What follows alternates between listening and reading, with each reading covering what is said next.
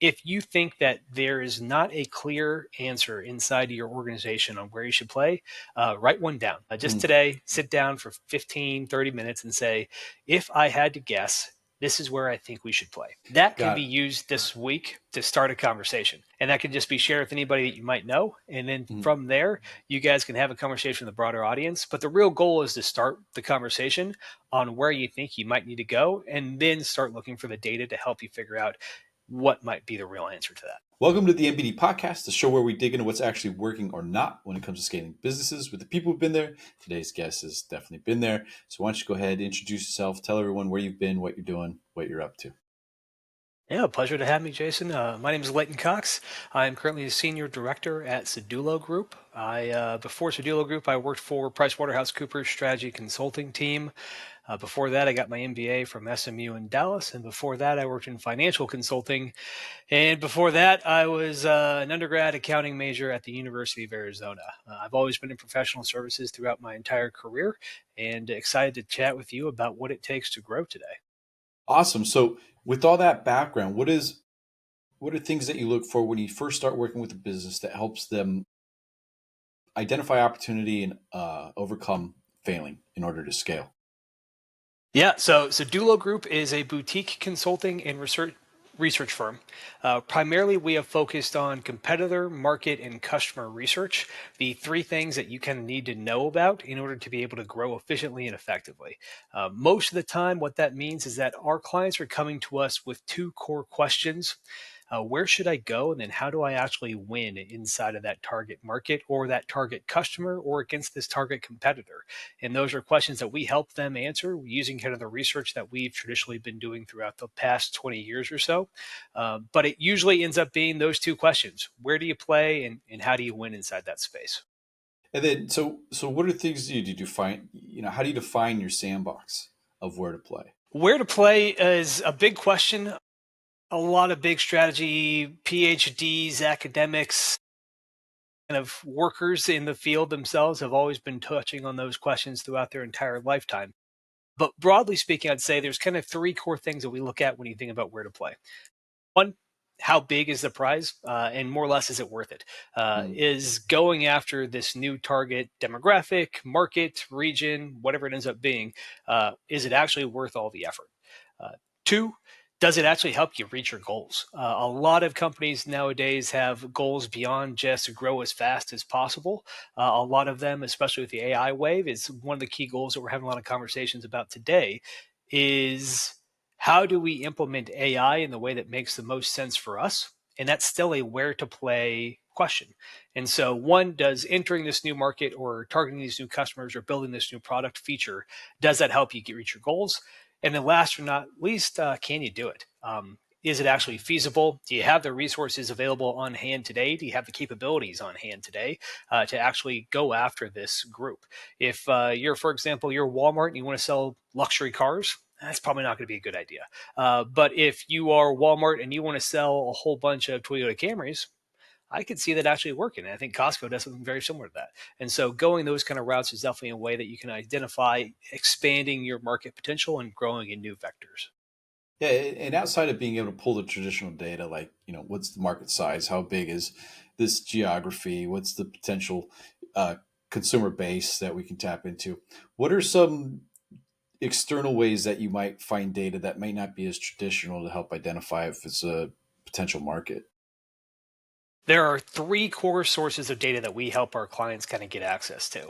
Mm, Oddly enough, the very first one is their own internal data. Um, a lot of questions can be answered by looking internally and seeing past sales records, past customer records, past product success rates, user rates, customer experience rates, but actually just looking internally and saying, what are we currently tracking? And does any of this give me any kind of indication of potential success, size, or competitiveness across this market? And so that's first source of data, and it's also the easiest for people to go access. And so mm, sending a few emails, getting a few phone calls, getting access to your own internal data, step number one. Step number two would be anything that's off the shelf with desk research. And that's a lot of what we see in these kind of market sizing reports. And so you can go out there and you can say, okay, if you just type into AI or if you go into old fashioned Google nowadays and say, how big is the canned fruit market in the United States of America, it'll have an idea for you. It's going to give you a number. Whether or not that number is legitimate and whether or not that number is your definition of the canned fruit market in the US is up to you, and understanding that report and that kind of the methodology it took to get to that number. But those are great places to go. They are usually fast, off the shelf. You can buy it, download it directly, and then you have something that you can work off of. But it may not be the actual market that you're truly looking for. So let's say I think of canned fruit and I think of pineapple and peaches because I don't buy any other canned fruit. Somebody else might think of canned fruit and think of the frozen cans of strawberries that they have and the purees and the all those kind of areas. And so defining the market's one thing that a lot of our clients usually struggle with that we can help them kind of work through. And that's why those reports are sometimes really helpful, sometimes not so much. And that brings us to the last set of data.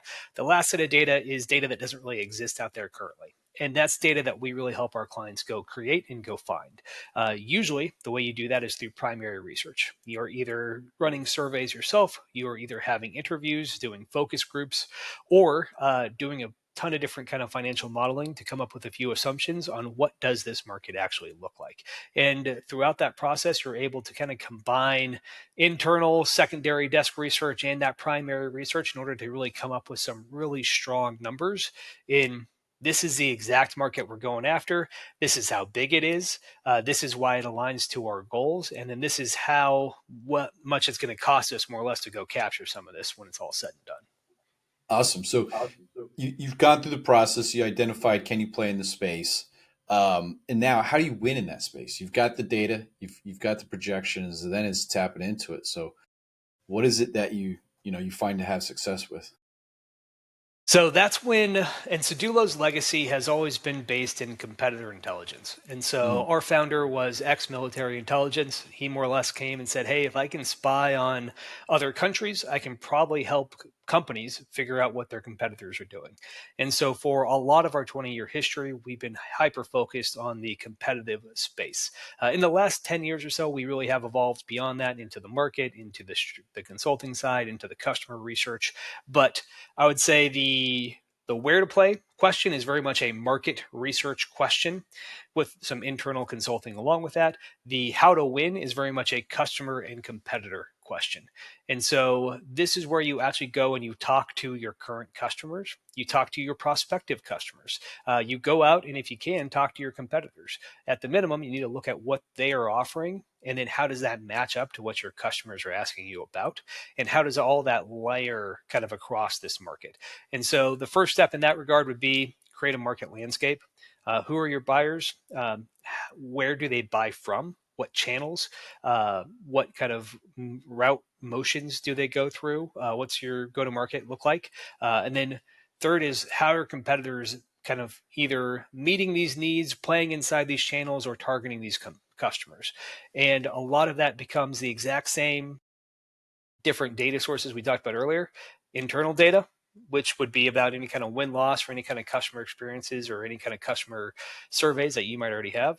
The have the competitive data, which would be all about kind of what do your competitors say in the public, what do their products look like in the public, and this is easiest with consumer goods because you can actually go out, buy it yourself, test it, and kind of handle it, touch it. A lot harder with B2B sales kind of stuff and technology and SaaS products, but still not impossible to do kind of product teardowns or mystery shopping in that regard as well. And then, of course, what does that mean for channels? And this is talking to either potential partners that you would have in these new sales channels or talking to your current sales channel partners, whether that's VARs or whether you're actually dealing with like a retailer or a distributor or something of that nature. awesome. So now you got all this information. What's the best way to get started? I kind of alluded to this earlier, but if you actually have a question you're looking to answer, look internally first at internal data. And then, of course, go on to what's free out there in the AI world and the Google world. You can go that route as well. And then, of course, then you can start looking into buying data and or paying someone like Sedulo to go create the data and help you answer these questions directly. But let's say that you don't have the specific question you're looking to answer. You're not trying to say, are we going to enterprise or are we going to go mid-market? Instead, you're just saying, hey, I have no idea where we should play, and I have no idea how we're going to win. And so that becomes a much different way of how to approach that. And I'd say we usually try to, in all of our projects, we try to break things into roadmaps, timelines, just to try to help walk our clients through different activities. And so, in that regard, I'd say it's kind of the today, this week, this month kind of roadmap. If you think that there is not a clear answer inside of your organization on where you should play, write one down. Just today, sit down for 15, 30 minutes and say, if I had to guess, this is where I think we should play.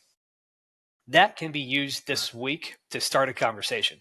And that can just be shared with anybody that you might know. And then from there, you guys can have a conversation with the broader audience. But the real goal is to start the conversation on where you think you might need to go and then start looking for the data to help you figure out what might be the real answer to that. Okay, so like today you're saying get set up, ask the question. Then this week share your thoughts with colleagues. And then what about if you're looking at this in a month? What how does that progress? So we got today, look at the week, then what does that spawn into? At this month, I would say you're probably not going to all agree. Someone's going to disagree with your opinions, and that's when you actually start needing to go find the data. And so, actually having conversations with people to figure out what do you think, what do I think, and then going and pretty much saying, okay, what does the data say?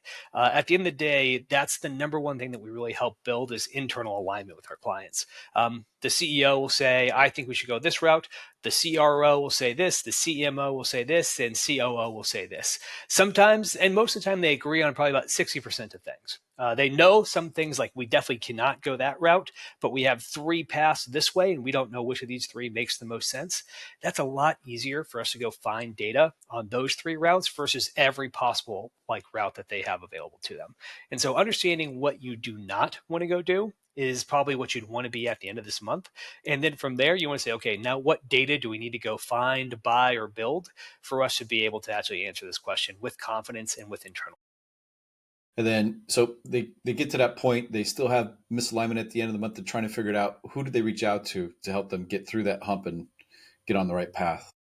Firms like Sedulo, that's why we exist. We're not the only one. There's a whole bunch of us out there. And so, easiest way to find any kind of firm that can help you out here doing efforts like this, type in boutique research firm. Big firms, Gartner, Forrester, IDC, firms like that, fantastic if you're looking for very specific information that they might already have already pre-built for you. As a ex Big Four consultant myself, they'll do some work like this, but they're going to be very expensive when they do that too. And so you're looking for more or less a boutique research and consulting firm who will build a customized and ad hoc research project for you to be able to answer your very specific question given what you're trying to do today. Sounds like where there's more value is being able to get your actual answers based on more of a custom approach than would be kind of, hey, do you fit within one of the boxes? And this is the box and this is what you get and you're going to pay more for it.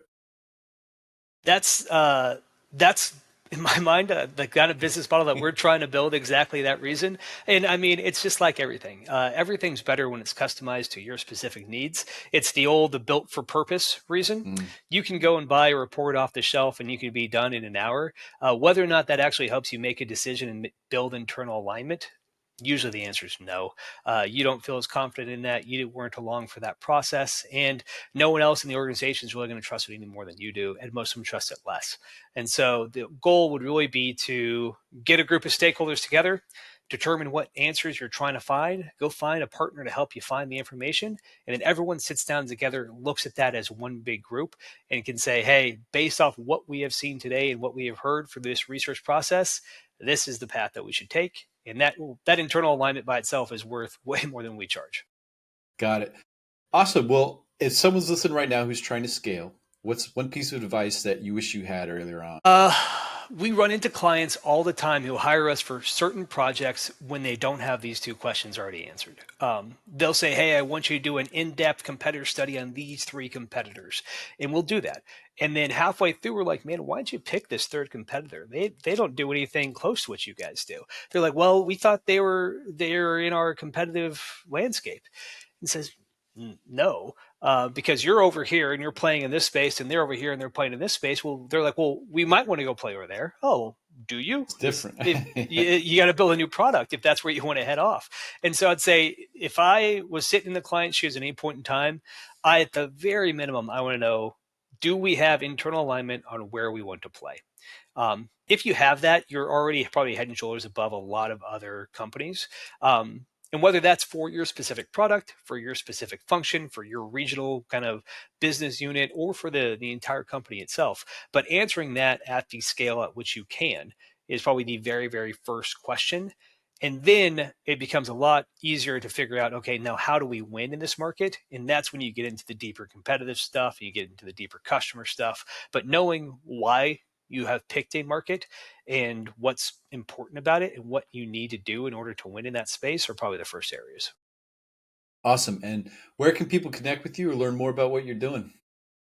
Yeah, so we are sedulogroup.com. And of course, you can always find me on LinkedIn. I'm lucky enough to have a relatively unique name.